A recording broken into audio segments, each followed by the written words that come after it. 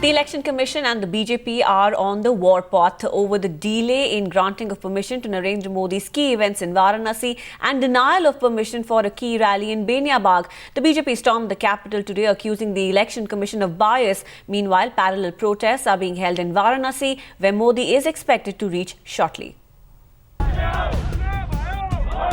At around 10:30 this morning, BJP leaders led protests from the BJP headquarters to the Election Commission office.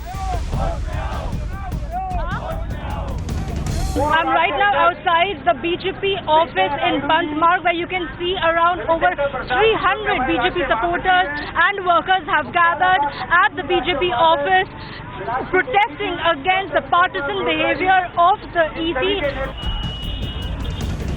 Meanwhile, parallel protests were held in Varanasi over the delay in permission granted to Narendra Modi rallies.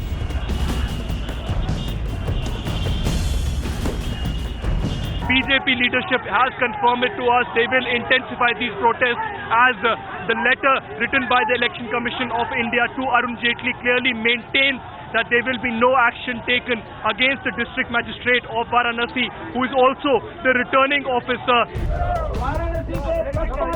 BJP leaders alleging discrimination by the Election Commission, demanding the removal of the electoral officer who they claim was biased against Modi. There is a deliberate bias delay to ensure that his campaign is frustrated. Therefore, we are going to complain to the Election Commission. This returning officer must be removed. Even as political parties are questioning their decision to hold protests despite permission being granted, BJP unmoved, setting the tone for a big confrontation. Bureau Report, Times Now.